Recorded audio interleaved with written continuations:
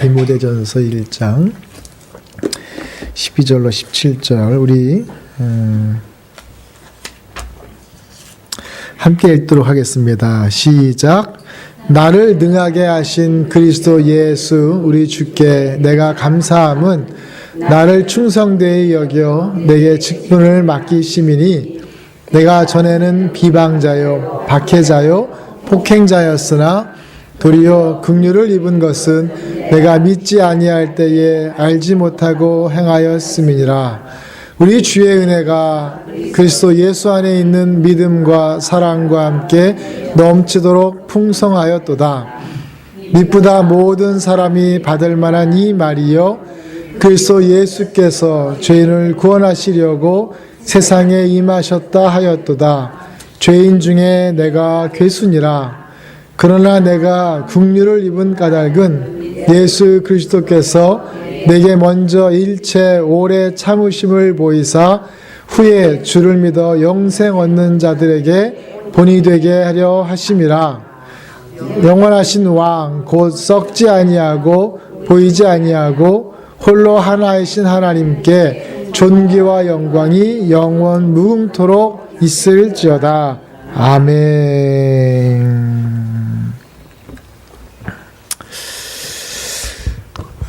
2017년도 우리 수요 예배는 디모데 전후서를 보면서 경건에 관한 훈련, 어떻게 우리가 경건한 삶을 살아야 되는가 이런 것을 좀 한 2월까지 좀 나눌까 합니다.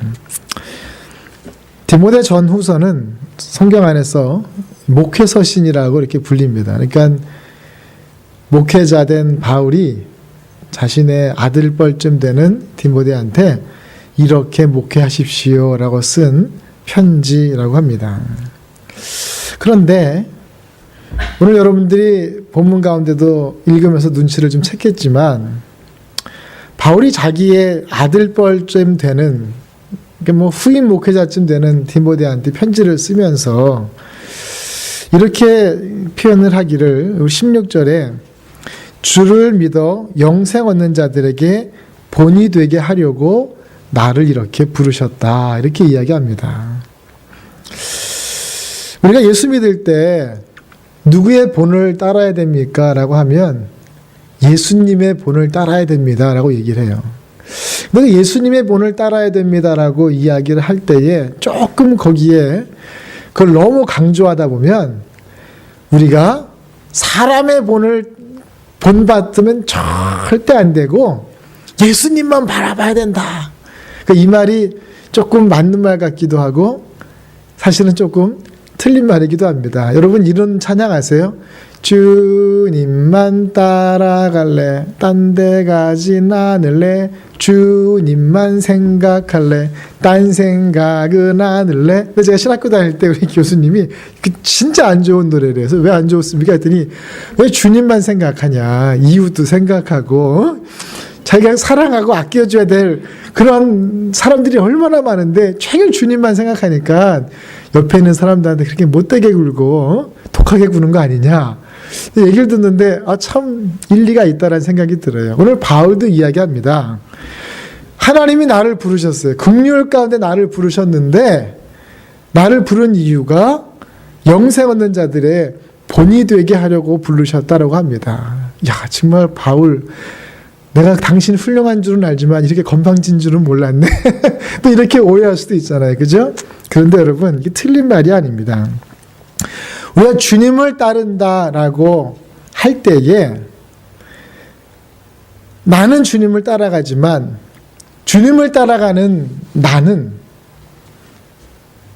나의 믿음을 보고 따라올 많은 사람들의 좋은 본이 되기 위해서 내가 늘 조심하고 늘 훈련받지 않으면 안 된다라고 하는 거예요. 나는 목사지만 내 멋대로 살아도 돼. 왜? 우리 교인들은 다 예수님 따라가면 되니까 예수님 바라보며 살면 되니까 나는 설교를 예수님 말씀을 전하는 거고 나는 막 살 테니까 내 맘 나를 따라오지 마시고 여러분들 예수님 따라가세요라고 하는 거는 이 앞뒤가 안 맞는 얘기예요. 여러분 특별히 이번에 임직 받으신 분들도 마찬가지지만 신앙생활은 여러분들 마음에 명심하세요. 하나님이 여러분들을 왜 부르셨느냐? 여러분들은 바울만한 사도는 되지 못할지언정 마음 가운데 바울과 같은 다짐을 하며 살아가는 거예요. 죄인된 자요, 하나님을 배반한 자요, 하나님과 원수된 나를 긍휼히 여기사 나를 부르셨는데, 나를 부르신 그 부르심은 나로 모든 영생 얻을 자들의 본이 되게 하셨습니다. 여러분, 적어도 그 정도의 마음의 그 프라이드, 그런 다짐을 좀 가지고 여러분 살아가야 돼요. 그래서 이 신앙생활이라고 하는 것은 나 예수 믿고 천국 가면 되니까 난 혼자 집에서 여러분 요즘엔 그런 말이 좀 흔하지 않지만 혼자 가정재단 쌓겠다라고 혼자서 예수 믿는 사람들도 있어요. 근데 그것은 하나님이 원하시는 삶의 방법이 아니에요. 신앙의 방법이 아니에요. 교회 공동체를 통해서 신앙의 선배들에게 신앙의 본을 배울 뿐만이 아니라 신앙의 선배들은 그들의 후배들에게 본이 되는 그러한 신앙생활을 해야 된다라고 하는 것이죠. 그러므로 바울이 고백하는 고백을 우리가 찬찬히 조금 살펴보겠습니다. 오늘 바울은 자기 자신을 회방자요, 핍박자요, 포행자로 소개하고 있습니다. 아니 바울, 그러지 마세요. 당신이 이렇게 얘기하면 나는 어떻게 됩니까? 그렇잖아요. 학교에서 공부 1등 하는 애가 선생님이 상을 주려고 하니까 3등까지 상을 준다 그랬어요. 그랬더니만 2등, 3등 하는 애들도 막 기분 좋아서 야, 내가 상을 좀 받나 보다 싶은데 1등 하는 애가 선생님한테 가가지고 선생님, 내가 뭘 잘했다고 내 꼬라지에 상을 받겠습니까? 없던 걸로 해주십시오. 그러면 2등, 3등 하는 사람들이 얼마나 속상하겠어요. 바울이 지금 그러고 있는 거예요. 바울 얼마나 훌륭해. 얼마나 위대해. 근데 그 사람이 자기 자신을 이야기하기를 회방자요, 핍박자요, 포악한 자였었다고 얘기해요. 내가 하나님의 은혜를 경험하기 전까지는 내가 비방자요, 박해자요, 폭행하는 사람이었어요. 그런데 도리어 긍휼을 입었다라고 표현하고 있습니다. 이 긍휼이라고 하는 이 단어가 참 여러분 오늘 꼭 다 잊어버려도 그 긍휼이라고 하는 말은 꼭 기억하시고 가시기 바랍니다. 바울이 썼던 이 긍휼이라고 하는 말은 바울이 쓸 때에는 나는 저 사람에게 은혜를 받을 만한 아무런 자격도 없고 나랑 원수된 자예요. 저 사람은 나랑 원수된 사람인데 그 사람이 오히려 나에게 은혜를 베푼다고 느낄 때, 특별히 그 은혜를 베푸는 베품은 나의 연약함을 그대로 똑같이 아파하면서 나에게 은혜를 베푸는 거예요. 여러분 잘 들으세요. 이 긍휼이라고 하는 거는 예를 들어서 제 주머니에 한 10,000불이 있단 말이에요. 근데 난 너무 부자라 10,000불 있어도 살고 없어도 사는 사람이에요, 저는. 근데 어느 날 지혜자매네 가게 들렸더니만 지혜자매가 목사님 큰일 났어요. 지금 우리 크레딧 카드가 지금 빵꾸가 나가지고 지금 그 부도가 나게 생겼어요. 목사님 저 한 1,000불만 좀 빌려주세요. 껌이지. 와, 조 목사님 참 사람이 통이 크고 은혜가 있다. 이렇게는 표현할지언정 그때에는 긍휼이라고 하는 표현은 쓰지 않는 거예요. 근데 여러분 월마트에서 장을 보고 나오는데 지갑이 얼마 있나 봤더니만 30불이 있는데 장을 보고 나오는데 25불이 돈이 나왔어요. 그래서 25불 내고 5불짜리 꼬깃꼬깃 이제 주머니 깊숙이 나오는데 문 앞에서 어떤 아저씨가 다리를 쩔뚝쩔뚝 하면서 구걸을 하고 있는데 그 모습을 딱 보는 순간 그냥 마음이 그 아저씨의 마음과 똑같이 아파하면서 막 속상해하면서 꿈쳐놨던 5불을 탁 꺼내서 그 아저씨 그 더러운 손에 탁 쥐어주면서 아저씨 이거 갖고 따뜻한 국물이라도 사드세요 라고 그 마음과 마음을 느끼면서 은혜를 베풀 때 이때 긍휼을 베풀었다라고 표현을 하는 거예요. 근데 여러분 생각해 보세요. 바울이 뭐라고 얘기해요? 나는 핍박하는 사람이요, 박해자요, 폭행자였는데 오히려 그분이 나에게 긍휼을 베풀어 주셔서 내가 그 긍휼함을 입어서 내가 알지 못하던 것을 알게 되었습니다. 라고 표현합니다. 여러분, 누군가에게 믿음의 본이 되려면, 누군가를 주님께로 인도하려면 저 긍휼이라고 하는 단어를 여러분 마음속에 깊이 간직하고 여러분 주변에 있는 분들에게 긍휼의 본을 보이시기를 주님의 이름으로 부탁을 드립니다. 그러기 전에는요, 여러분이 아무리 천불을 던져주고 와도 여러분이 예수 믿으시오 그래도 예수 안 믿어요. 긍휼의 마음을 가지고 오불을 손에 꽉 쥐어줬을 때는 예수 믿지 말래도 야, 저 사람은 도대체 어떻게 저렇게 긍휼을 베풀 수 있을까? 아, 예수 믿어서 그런가 보구나. 교회 나온다니까요. 사랑하는 여성 동지 여러분, 여성들만, 죄송합니다. 오늘 남성이 계시네. 응? 긍휼의 삶을 사세요. 오늘 바울이 고백하는 거예요. 나는 원수된 자였으나 주께 긍휼을 입음으로 내가 죄인임을 깨달았을 뿐만이 아니라 내가 하나님을 따르게 되었다라고 이야기하는 것이죠. 세상 사람들은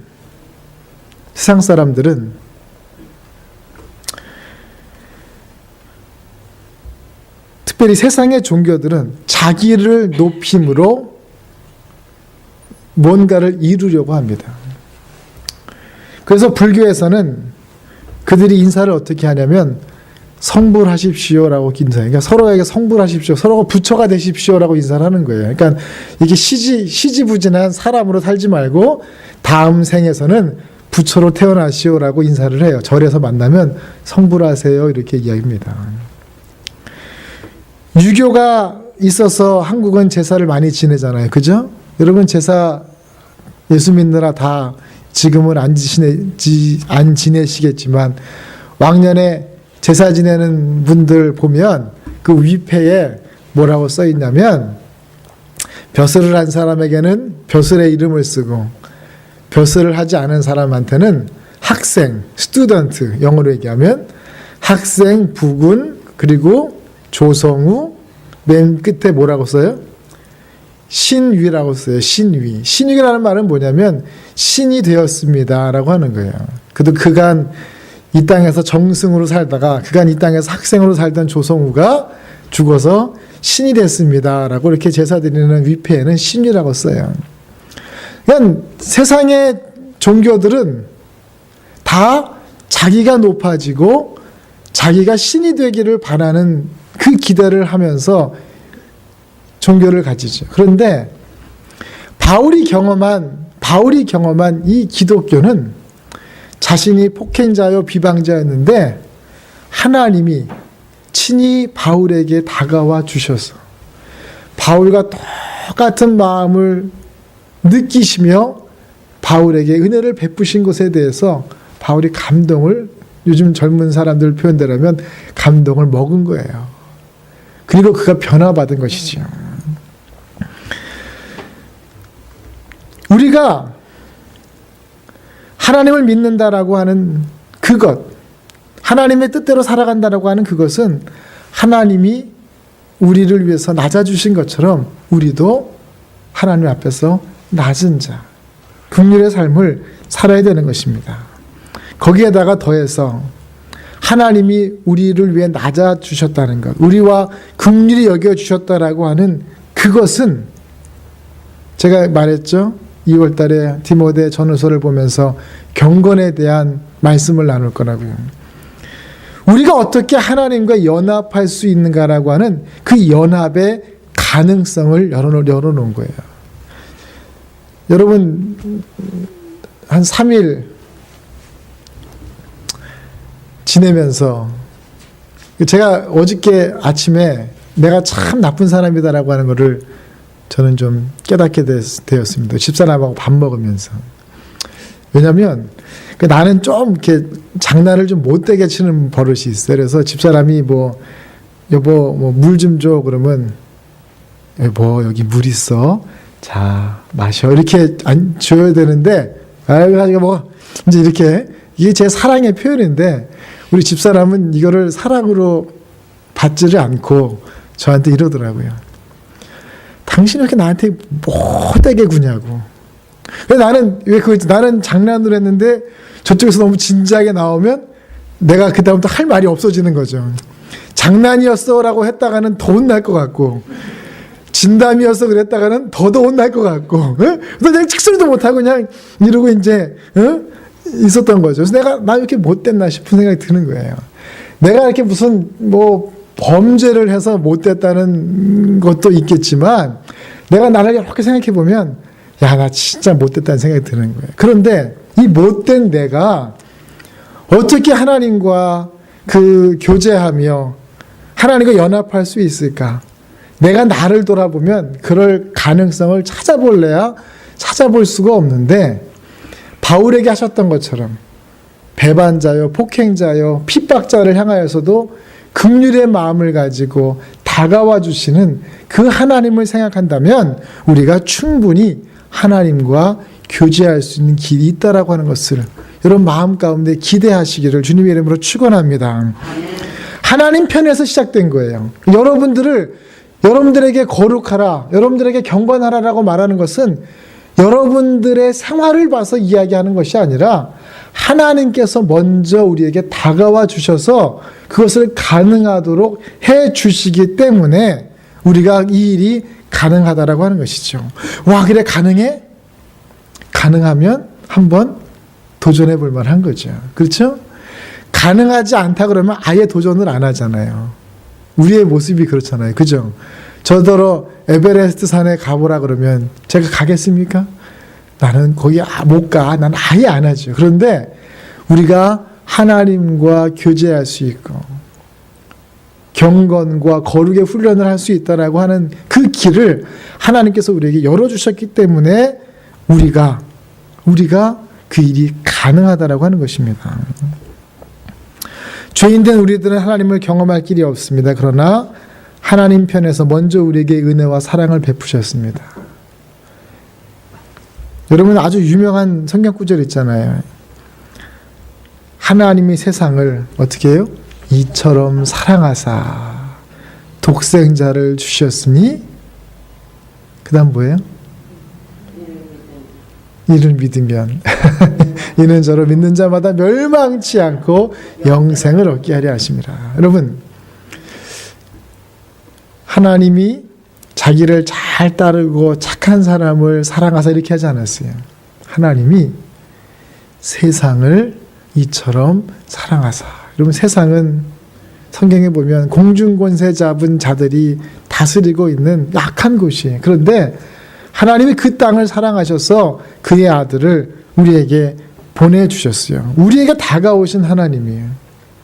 우리가 가까이 먼저 다가오신 그 하나님께서 우리가 하나님과 교제할 수 있는 길을 열어 놓으셨다라고 하는 것을 여러분 오늘 이 밤에 반드시 기억하시기를 주님의 이름으로 축원합니다.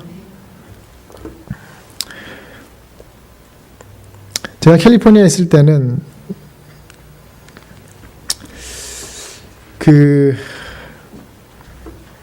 우리 딸들하고 별로 이렇게 친하지가 못했었어요. 우리 소망이가 둘째인데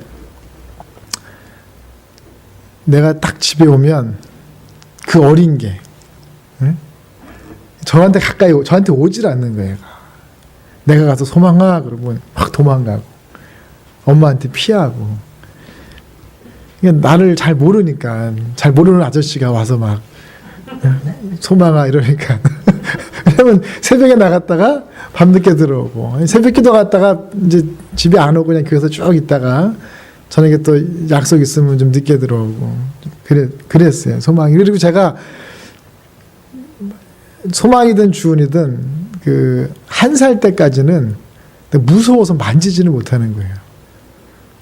이렇게 애를 만져야 되는데 이거 잘못 만졌다가 어떻게 큰일 날까봐 거의 1살 때까지는 이렇게 시키지도 못했어요. 그러니까 제가 나쁜 사람이라서 애 목욕을 안 시킨 게 아니라 무서워서 애가 만지지를 못해가지고 애가 손을 못 댔어요.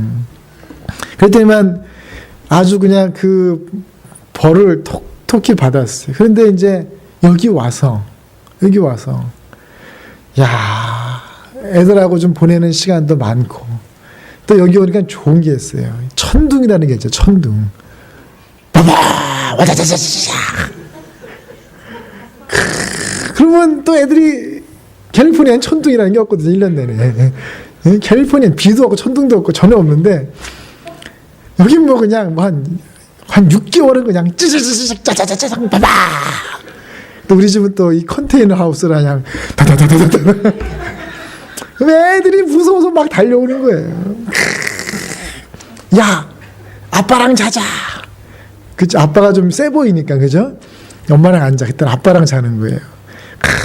그러기를 한 2년 하니까, 이제는 소마이가 저한테 장난을 쳐요. 내게 지나가면, 좀 버르장머리 없지만, 발로 이렇게 나를 툭 친다든지, 아니면 TV를 보면서, 쓱 발을 제 배 위에 탁 올려놓는다든지, 이런 친밀함의 표현이죠.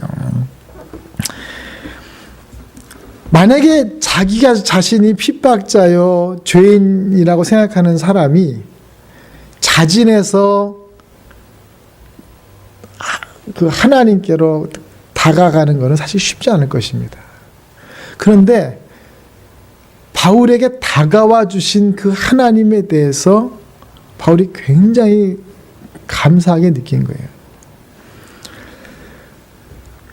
그러면서 그것을 은혜를 경험한 바울이 아주 극단적인 표현을 쓰는데 뭐라고 표현하냐면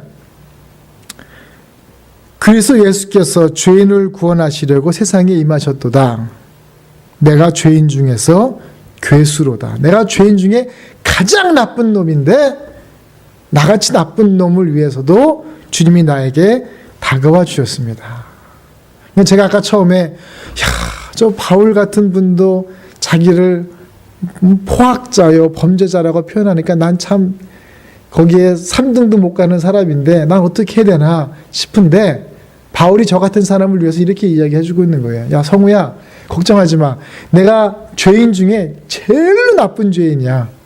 너 같은 착한 목사는 충분히 하나님께로 가까이 갈 자격이 돼 라고 이야기를 해 주고 있는 것입니다.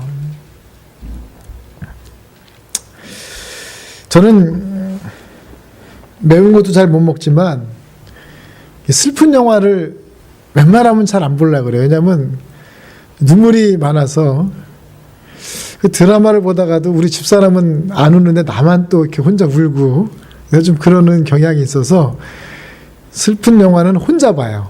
아무도 없을 때 창피하니까. 근데 여러분 최근에 나온 영화 중에 순종이라고 하는 선교사님들의 이야기를 다룬 영화가 있습니다. 선교사 세 분의 선교사의 이야기를 한 영화에 담았는데 그 중에 그 레바논에서 그 난민들, 여러분 그 시리아 난민들 많이 쫓겨나잖아요. 난민촌에서 사역하시는 분이 있어요. 제가 그분을 보니까 너무 훌륭한 거예요. 와, 세상에 저렇게 훌륭한 분이 있을 수 있나. 막 폭격당한 애들을 치료해주고 부모 잃은 애들을 위로해주고 뭐 격려해주는 그 모습에 너무 은혜가 받았어요. 그런데 그러는 중에 그분이 막 그 기쁨과 어떤 그 잔잔한 은혜들을 막 이렇게 나누는데 그 영화 끝부분에 그분이 찬양을 부르면서 막 눈물을 흘리는 장면을 보는데 제가 그 장면에 있어서 저도 터진 거예요. 집사람이 볼까봐 창피해서 그냥 이렇게 닦으면서 봤는데 그분이 불렀던 찬양은 하나님의 은혜라고 하는 찬양을 부르면서 눈물을 흘렸습니다. 가사가 어떻게 되느냐? 나를 지으신 이가 하나님, 나를 부르신 이도 하나님, 나를 보내신 이도 하나님, 나의 나 된 것은 다 하나님 은혜라. 나를 지으신 이가 하나님, 나를 부르신 이도 하나님, 나를 보내신 이도 하나님, 나의 나 된 것은 다 하나님 은혜라. 선교사들이 다 도망간 그 난민 지역에 홀로 남아있는 한국 선교사, 칭찬받을 만하고 어깨에 힘 좀 들어갈 만한 그런 사람이잖아요. 그죠?